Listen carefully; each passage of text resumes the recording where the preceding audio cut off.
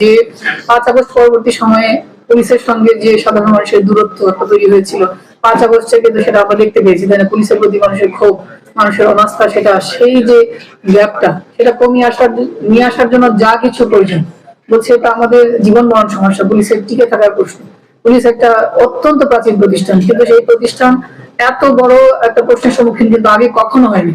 যে জনগণ তাকে বন্ধু মনে করুক বা না করুক, তাকে আমরা বন্ধু হিসেবে জেনেছি, কিন্তু তাদের প্রতি সেই বিরূপতা, এখান থেকে আমরা অবশ্যই বেরিয়ে আসতে চাই। আমরা যেসব অফিসারকে দেখতে পেয়েছেন, আপনারা আমার আগে থেকে তাদেরকে চেনেন, আমি মনে করি তারা অত্যন্ত ইতিবাচক, অত্যন্ত আপনাদের প্রতি বা পাবলিকের প্রতি যেটা হচ্ছে ইনস্ট্যান্ট কিন্তু আমাকে জানায়। আমি বলেছি যে আমি যত ব্যস্তই থাকি, আমি যত রাতেই হোক, আমি ইনস্ট্যান্ট জানতে চাই এই শহরে কি হচ্ছে। আমার জন্য যেন 1 সেকেন্ডেও সেটা সিদ্ধান্ত নিতে দেরি না হয়। আমি এনি টাইম মোবাইল রিসিভ করতে রাজি আছি, আমি কিন্তু আমার কমান্ডারকে সেটাই বলেছি। এবং প্রত্যেক কমান্ডারকে আমি পুলিশ ভিজিবিলিটি, আপনারা যেটা বারবার বলছেন, ভিজিবিলিটির অনেক সমস্যা, কারণ পুলিশের সংখ্যা কম। যশোর অনেক বড় একটা জেলা, সেই জেলায় পুলিশের একটা ভিজিবিলিটি, একটা প্রুফ করা, যেমন যে গভীর রাতে যিনি দেখতে পান তাকে ধরে নিতে হবে যে আমরা আছি, সে এভাবে ধরতে হবে। তারপরেও আজকে যেটা বলেছেন, আমরা সর্বোচ্চ চেষ্টা করবো। আমি বলেছি কোন পুলিশ বসে থাকবে না, আমি পুলিশকে বসে থাকে আমিও পছন্দ করি না, পুলিশ বসে থাকেও না। আমরা যখন অ্যানালাইসিস করি, আমাকে তো আমার অফিসারদের প্রত্যেকটা অফিসার কোথায় আছে এটার প্রমাণ তাকে আমাকে দিতে হয়। আমি ঢাকা মেট্রোপলিটন পুলিশে কাজ করে এসেছি, খুবই একটা সংকটময় সময়ে কাজ করে এসেছি, এবং সেখানে আমি প্রথম ফিমেল অফিসার হিসেবে কিন্তু আমি যে ক্রাইম ডিভিশনের দায়িত্ব নিয়েছিলাম। তো সেখানকার অভিজ্ঞতাটা আমি এখানে কাজে লাগানোর চেষ্টা করছি।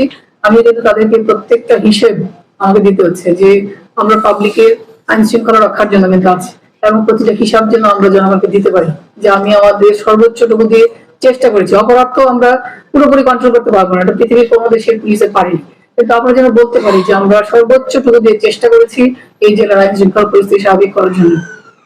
আর অপরাধের ক্ষেত্রে আমি বলেছি র্যাপিড পুলিশ রেসপন্সের কথা বলেছি। আপনি প্রত্যেক অফিসার ইনচার্জকে জিজ্ঞেস করবেন, আমি বলেছি পুলিশ ঘটনা জানা মাত্র অ্যাকশন নেবে, আর কোনো কথা নেই। হতে পারে যে সেটা মিথ্যা হলেও আমাদের জন্য ব্যবস্থা আছে। একজন সাংবাদিক ইতিমধ্যে বলেছেন, তাই না, যে মিথ্যাও যদি হয় আমরা রেকর্ড না করে আমরা ফিল্ডে গিয়ে সেটা সত্যতা যাচাই করতে পারি। আমরা বলেছি যে আমাদের ক্রেডিবল ইনফরমেশন সোর্স তো থাকে, তাই না, যেমন আপনারাই আছেন, আপনাদেরকেও তো আমরা জিজ্ঞেস করতে পারি।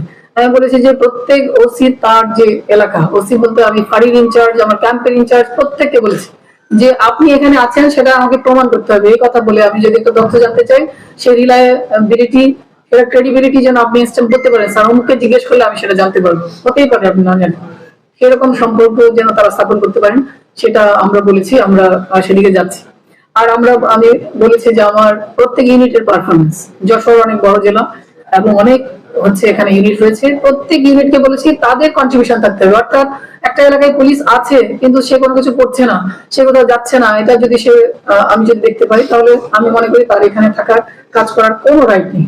সে পুলিশের অন্য কোনো ইউনিটে কাজ করবে, নন অপারেশনাল ইউনিটে কাজ করবে, তার হয়তো স্কিলটা ডিফারেন্ট দিকে আছে, হয়তো তার স্কিল অপারেশনাল স্কিল নেই, আমি সেটা কথাকে বলেছি। প্রত্যেক অফিসারের যে পারফরমেন্স আমি প্রতিদিন এটা ডেভেলপ করছি, প্রত্যেক ইউনিটে প্রত্যেক অফিসারের পারফরমেন্স কিন্তু আমার কাছে চলে আসে, এবং এই কোথায় কাজ করছে যখন আমরা মাঠে যাই, এটা তো সত্যি কথা যে আমরা সবকিছু জানতে পারি।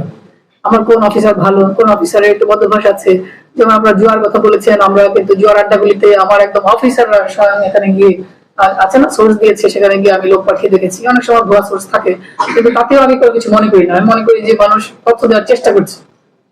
আমরা সেখানেও গিয়েছি। অনলাইন একটা জুয়ার কথা বলেছেন, আমরা অনলাইন জুয়ার ইতিমধ্যে একটা মামলা নিয়েছি, একটা বিশাল একটা মামলা। আমরা আশা করছি এটা এটা আমরা আন্ডারকভার একটা ইনভেস্টিগেশন করছি, এর মাধ্যমে আমরা বিশাল একটা চক্রকে এই যশোর জেলায় আমরা ঢাকার বিভিন্ন ইউনিটের হেল্প এটাতে নিব। এটা একদম ইনিশিয়াল স্টেজে আছে, আমরা সেটা নিয়ে আগাচ্ছি। আর চাঁদাবাজদের বিরুদ্ধে বলেছেন, সেটার ক্ষেত্রে আমি বলেছি চাঁদাবাজদের ব্যাপারে জিরো টলারেন্স। আগে অনেক চাঁদাবাজি হয়েছে, পুলিশের অনেক সীমাবদ্ধতা ছিল, আমি বলেছি এই সময় পুলিশের কোনো সীমাবদ্ধতা নেই। প্রত্যেক রাজনৈতিক দল, প্রত্যেক ছাত্র সংগঠন, তারা আমাদের কাছে বলেছে যে তারা অপরাধীকে দেখতে চায় না। এর চেয়ে বড় শক্তি পুলিশের আর কি হতে পারে? এর চেয়ে বড় শক্তি পুলিশের কিছু নেই। আমরা অবশ্যই তাদেরকে ধরবো। কিন্তু চাঁদাবাজদের ক্ষেত্রে আপনারা একটা বিষয় বলেছেন, যে আমি বুঝতে পেরেছি যশোরের মানুষ অত্যন্ত সহনশীল, কিন্তু সবসময় সহনশীল হলে তো আমরা ব্যবস্থা নিতে পারবো না। চাঁদাবাজ বা বড় বড় ক্রিমিনালদের বিরুদ্ধে কি করতে হয়? মামলা দিতে হয়। মামলা আমার অন্যতম লিগাল টুল। যদি মামলা না দিয়ে আমরা ব্যবস্থা নিতে চাই, তাহলে কিন্তু আমরা আবার বলবে যে আইনের শাসন নেই। আমরা কোনো না কোনো পক্ষ তো বলবে যে আমরা কেন তাকে আটক করেছি। এজন্য আমি অফিসারদেরকে বলেছি যে মামলা নিতে কি সমস্যা এটা বোঝানোর জন্য কিন্তু আমি তাদেরকে বলেছি যে আমরা তাদেরকে মোটিভেট করবো।